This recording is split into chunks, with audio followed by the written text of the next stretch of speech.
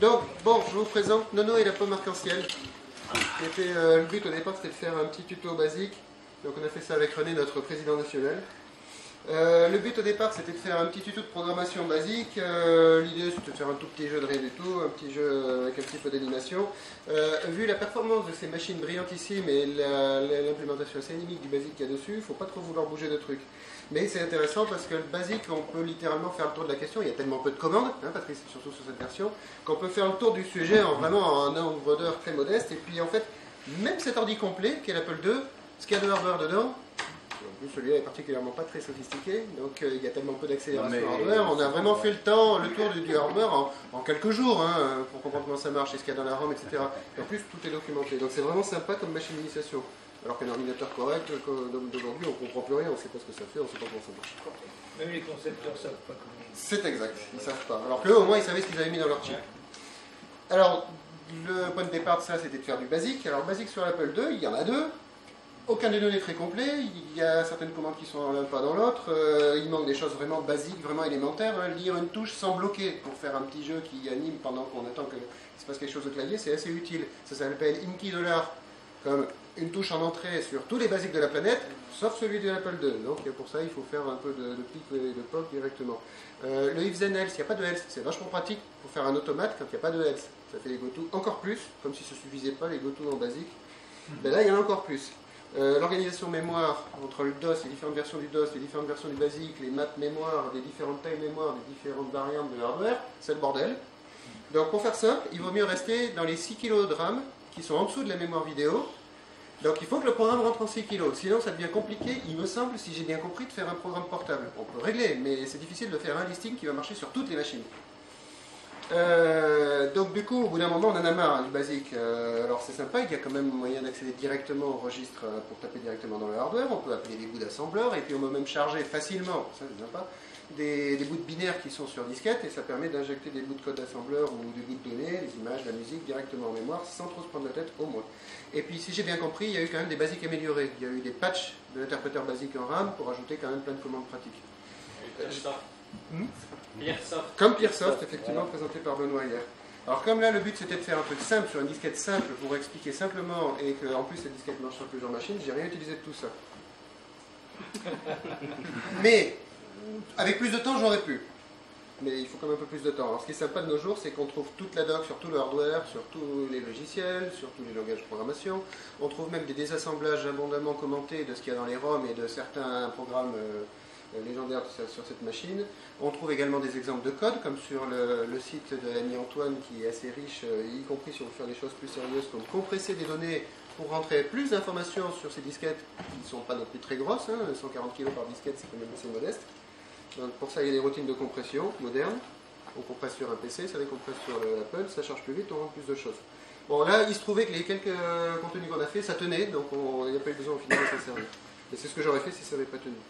Et enfin, il est assez facile de faire du développement croisé si on veut utiliser quelque chose d'un peu plus sophistiqué que sauver ses versions successives sur une disquette qui ne va pas vite, avoir un clavier moyen, un écran, pas beaucoup de texte. Et ben on peut faire ça sur une grosse machine moderne, un PC, un Mac, un Linux, n'importe quoi. Les outils vont plus vite et on peut quand même essayer en direct grâce à des émulateurs.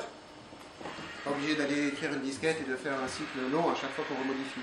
Alors les émulateurs, il y en a plein, il y a même peut-être un petit peu trop de fragmentation, hein, parce qu'il y a plein d'efforts d'émulateurs, un certain nombre qui sont abandonnés depuis un certain nombre d'années, certains sont plus fidèles que d'autres, plus complets que d'autres. Ils émulent plus ou moins des différents modèles de la gamme, avec plus ou moins d'adaptabilité des cartes, des configurations mémoire, des ROM qui supportent, et ça c'est important aussi si on veut pouvoir tester pour plusieurs machines, on va essayer de faire du code portable. Ce qui est sympa, c'est qu'il y en a quand même, il y a le source, on peut modifier, on pourrait même espérer faire revivre certains projets, on peut remettre les portages de ces programmes au goût du jour, genre des vieux trucs qui marchaient sur macOS 10.6 ou 7 et qui ne marchent plus trop maintenant, ben, on peut les rebuilder et puis ça retourne. C'est sympa. Comment on choisit un émulateur? Le point le plus important, c'est quelle fidélité d'émulation il a. Là, en l'occurrence, c'est vraiment variable sur ce qu'on trouve. Il y aura toujours un compromis entre un émulateur qui émule vite ou qui vous consomme peu de batterie quand vous êtes sur votre portable et un émulateur qui est précis. Et en particulier, il faut vraiment distinguer les émulateurs qui sont juste là pour faire marcher des trucs qui marchaient déjà très bien avant, genre des cartouches de console. L'émulateur, il n'a pas besoin d'émuler les cas de plantage des programmes. il n'a pas besoin d'être super précis sur les timings, à part peut-être quand on veut émuler certains effets hardware pointus, comme sur Atari ou sur certaines consoles, où il fallait bien repérer les timings et qu'imposer les programmes pour comprendre ce qu'il cherchait à faire comme bug au hardware qui génère un effet graphique intéressant. Donc je ne crois pas qu'il y ait trop ce genre de problème sur Apple II. Et au contraire, en particulier pour ce que je vais faire là, il faut un émulateur qui reproduise vraiment bien les timings, toutes les bizarreries pour comprendre, comment dire, être sûr que ce qui marche dans l'émulateur va aussi marcher sur une machine réelle quand on le met au point sur l'émulateur. Ce qui est tout l'inverse de faire tourner en émulation un programme qui marchait déjà très bien. Et on va voir justement, ça va poser un problème. J'ai l'exemple de logiciel que l'on doit modifier pour le faire tourner sur un émulateur, alors qu'il tourne très bien sur la vraie machine. Alors ça aussi, ça c'est quand l'émulateur n'est pas assez fidèle. Voilà. Ou que le programme arrive de nos jours éventuellement à détecter qu'il est sur émulateur en faisant exprès de chercher à le détecter. Un émulateur, ça peut éventuellement, alors si on fait du basique, ça va. Si on veut faire du langage machine, c'est sympa que l'émulateur ait un débugger intégré, parce que ça permet littéralement d'être dans le dos de la machine. Ça n'a rien à voir avec le fait d'avoir un débugger 6502 dans un vrai Apple II. Là, l'émulateur, c'est un truc hardware, c'est une sorte d'oracle au-dessus, omniscient, au-dessus de la machine émulée, dans le dos de la machine émulée, dans le dos du processeur émulé, et là, pour le coup, c'est extrêmement précieux d'avoir un émulateur. Là aussi, c'est assez variable, la présence de ces débuggers. Alors, ce qui est sympa, c'est que parfois, ces débuggers permettent de tracer l'historique d'exécution, de savoir ce qu'a fait le programme sur plusieurs accès mémoire, etc. Et c'est très précieux également quand on a un programme qui est craché, on a un endroit de code, et qu'on ne sait pas d'où on vient, comment on est arrivé à cet endroit-là, comment on a branché à cette adresse-là. Enfin, parmi les petites subtilités, il y a quel format d'image ils supportent, comment elles sont encodées ces images, est-ce que c'est juste le contenu logique des secteurs ou une vue plus bas niveau comme la vue Nibble, qui est particulièrement importante pour certaines des protections contre la copie sur vos machines. Et enfin, le truc qui est pratique, c'est que l'émulateur puisse éventuellement réécrire sur les images disquettes, ils ne le font pas tous. Ça, c'est si on veut altérer le contenu ou littéralement développer dans un soft qui tourne dans l'émulateur. Si on peut pas, si en gros il écrit le temps de la session d'émulation, mais qu'à la fin il n'a pas modifié les fichiers sur la machine qui fait tourner l'émulateur, vos modifs elles sont paumées. C'est sympa quand vous jouez parce que vous voulez sans doute pas altérer vos images de jeu. C'est pas du tout sympa quand au contraire vous voulez garder votre développement. Et enfin, c'est pratique si l'émulateur, on peut le gouverner, lui passer des arguments depuis un script, plutôt que d'être obligé à chaque fois à refaire plein de manips de clics à chaque fois qu'on veut refaire une itération d'essai d'un petit programme. Donc tout ça permet de choisir un émulateur. Alors, le tuto, on va quand même un peu en parler, parce qu'à la base c'était ça. Au début, l'idée c'était de faire une petite session, un petit TP basique sur machine dans l'NDU. Alors j'avais même préparé un petit script de ce que je vous aurais montré, comment j'avais moi-même appris ça sur Thomson il y a un peu plus de 25 ans. Bon, et puis finalement, on a trouvé que ce n'était pas très drôle, parce que voilà. Et on était parti avec le président à Bruxelles pour faire une présentation de restauration, comme Vincent vous a fait de la restauration ici et expliqué un peu comment il faisait. Sauf que Vincent, il s'est fait coincer par la grève des contrôleurs Air France, aérien en France, donc l'avion pour la Belgique, on l'a pas eu. Enfin, il l'a pas eu lui, alors que Vincent et mesdames et moi, on a réussi à y aller, donc on s'est fait un petit délire, et ça a donné ça. Faisons un petit jeu d'aventure, comme c'était autrefois, comme c'était distribué autrefois. On a bu quelques bières. J'ai tanné René, quelques très très bonnes bières. J'ai tanné René de questions sur comment on faisait pour faire, qu'est-ce qu'il fallait utiliser, et comment on faisait un truc qui marche sur toutes les machines. Et il a fait le scénario, le synoptique, sur les sacs qu'il y a un derrière les sièges dans le vol du retour le dimanche soir. Alors, ça ressemble à peu près à ça. Voilà. Ça, c'est la première moitié, ça, c'est la deuxième moitié.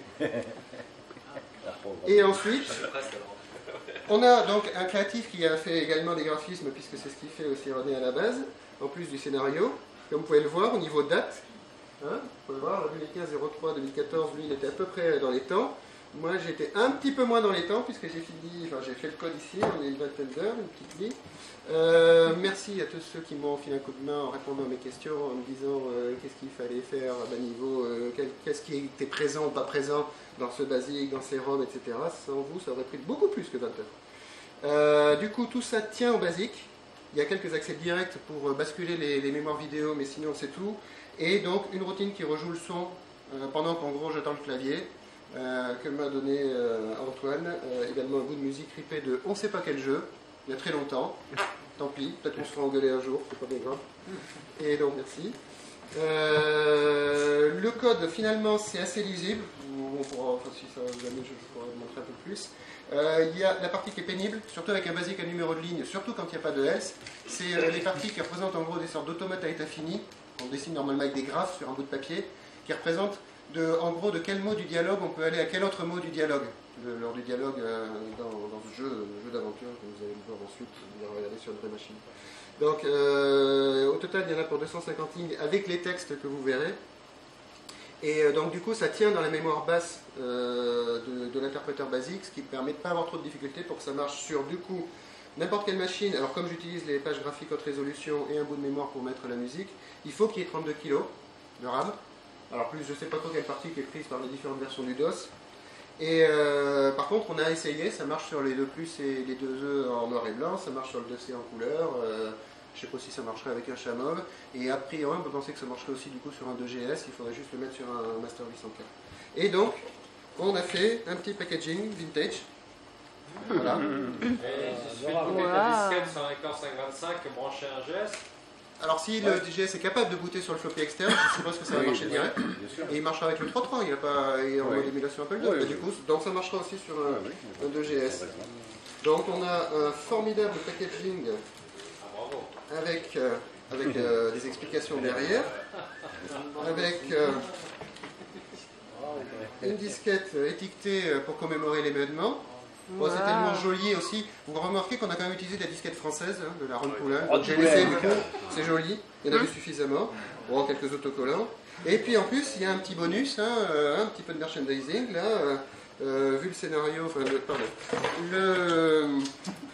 le thème, vous verrez Nono au pays des pilotaines. Donc, René avait fait, en plus des pilotaines joyeux, René avait fait une BD il y a bien longtemps. Donc, on a inclus ça.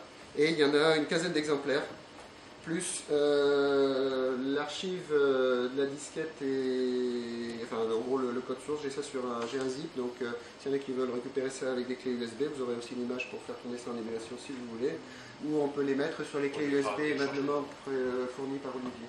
Et on le mettra aussi sur la page du site web du forum. Donc le source, ça prend quelques pages, mais c'est pas horrible. S'il y en a qui veulent regarder, je peux donner quelques explications. Il y a même des commentaires. Hein. Alors, pour économiser de la mémoire dans l'image basique, les commentaires, je les ai virés en synthétisant l'image mémoire avec juste un petit script. Et le code a été fait sur un Apple II ou sur une machine moderne? Non, le code est fait sur une machine moderne et le code est tokenisé avec un petit script de tokenisation qui fait le petit fichier natif et injecté avec tous les autres fichiers qui constituent le contenu sur une disquette grâce à l'excellent Apple Commander. Le tokeniseur, c'est un bout de Apple Wind qui a été converti en outil de ligne de commande par je ne sais plus quel français. Arnaud Coquier. Voilà, j'ai juste réadapté ça, c'est inclus pour que ça tourne correctement sur macOS ou n'importe quel Linux, Unix, etc. parce que c'était du Windows Only. Et l'émulateur pour tester, c'était Jace, qui est écrit en Java et qui a le bon goût de se tourner sur à peu près n'importe quoi et d'être commandable en ligne de commande et bref, marcher à peu près correctement. Une petite subtilité. Il n'essaie pas de vérifier que les timings de déplacement de la tête du lecteur de disquette sont respectés. Et il se trouve que la première disquette DOS, le master DOS sur lequel j'ai mis le fichier, il avait en gros un DOS un peu accéléré en skippant les pauses dans les routines des disquettes. Et du coup, ça ne marchait pas sur un réel. Voilà, il fallait quand même attendre les bons délais. Et dans l'émulateur, ça marchait. Ce qui est le problème de ces émulateurs pas suffisamment fidèles pour imiter toutes les bizarreries. Est-ce que tu t'es imposé une seule instruction par ligne? Non, est-ce que tu as fait des one-liners? Non, pas de... Voilà, je voudrais avoir la dernière page, juste. Je vais y arriver. Ouais. Fichier, yes. Non, au contraire, j'essaie de faire compact, mais dense au sens où on voit un peu à quoi ça jump, ce qui représente des choses qui marchent ensemble. D'accord. Bon. Sinon, enfin, ça ne prend pas des masses de lignes, donc il y a quand même suffisamment de lignes dans les 50-60 000 lignes auxquelles on a droit, il y a quand même de quoi faire. Donc je remercie tout le monde, le scénario et graphisme de René, plus le packaging aussi. Tous ceux qui m'ont filé un coup de main en supportant mes questions et également le fait que quand j'étais là-dedans, j'étais pas sur autre chose. Donc voilà, vous connaissez tous, plus évidemment l'organisation, cette excellente idée du groupe Facebook et Silicium, ça c'est nous. Parce qu'on était bien content de participer à l'organisation sur votre initiative. Donc, ceux qui en veulent, il y en a une quinzaine complet. Il y en a 2 où il n'y avait plus de BD. Et puis après, il y a l'image sous forme électronique. Hein. Donc voilà. Vous ne battez pas puisqu'il n'y en a pas pour tout le monde. Mais il y en a quand même un certain nombre. Donc vous pouvez venir chercher. On a une démo? C'est tout. Alors la démo, oui, pardon, oui, quand même. Donc pour la démo, alors je ne sais pas si la personne va nous suivre. Je peux le faire tourner en émulation, mais si vous voulez le voir sur une vraie machine avec les vrais sons bip bip et l'émulation, je peux le faire tourner en émulation. Ouais. Alors, émulation, rapidos.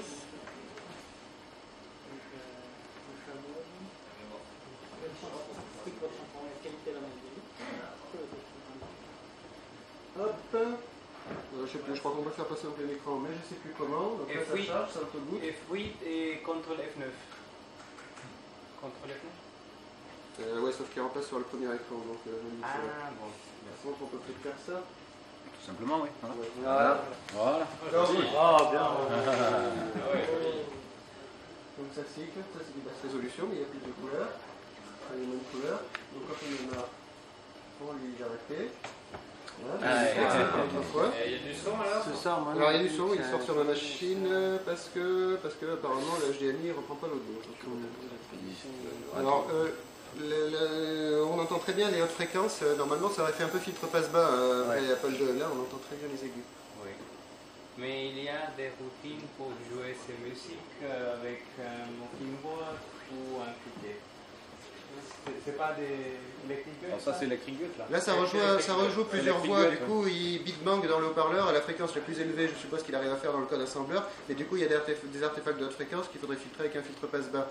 Ce que faisait certainement le haut-parleur merdique d'une télé ou d'un moniteur, mais ces hautes fréquences sont très bien rendues par les haut-parleurs plus performants d'une machine moderne. Oui. Ce qui serait bien, c'est que l'émulateur est un filtre passe-bas. C'est ça que je veux dire, est-ce qu'il y a aussi des routines Electric Gut pour le keyboard, pour le cliquet que vous utilisez pour... Allez, presse. Donc là, on peut alterner, on a de jolies images. Ouais. On peut lui dire, du coup là, vous avez lu le texte, hein, donc qu'est-ce que vous voulez faire là? En général, on regarde. Voir, exactement.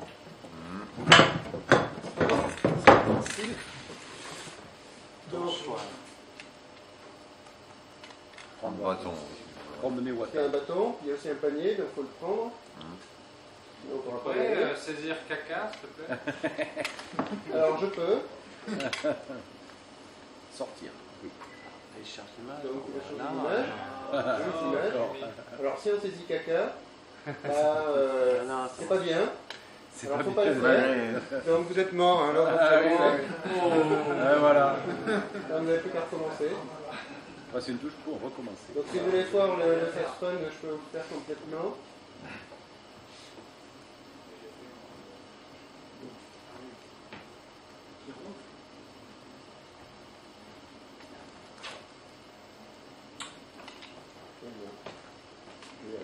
Et en minuscule. Donc ça c'est pas grave, il est au parti tout. Il faut juste que j'arrive à taper. Non, je vais pas regarder. Faux.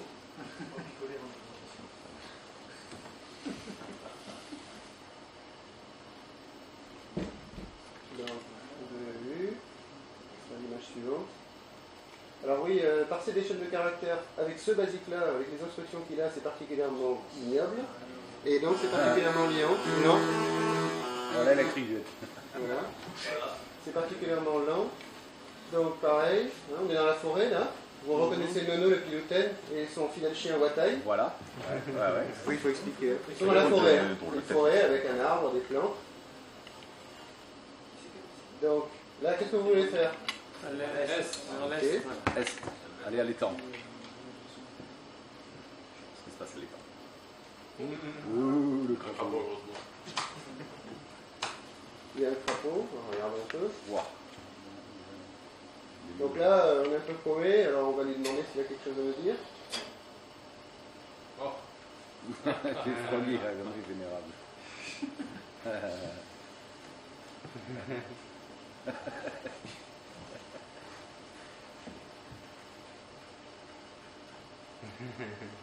Il se souvient un petit peu de ce que vous lui avez dit. Hein. Vous ne pouvez pas faire directement sud, il faut lui avoir parlé d'abord, etc. Il y a un petit automate derrière, c'est basique, mais il y en a un. Je t'invite à t'arrêter, parce que si tu donnes déjà la solution... Oui. Alors vous trouverez vous-même jusqu'à la fin, comme ça vous aurez l'écran de fin que si vous arrivez à comprendre ce qu'il faut lui demander. Voilà, alors du coup on va s'arrêter. Dis-lui un gros mot peut-être. On a déjà C'est déjà fait. Voilà, c'est tout. Excellent. Merci. Excellent.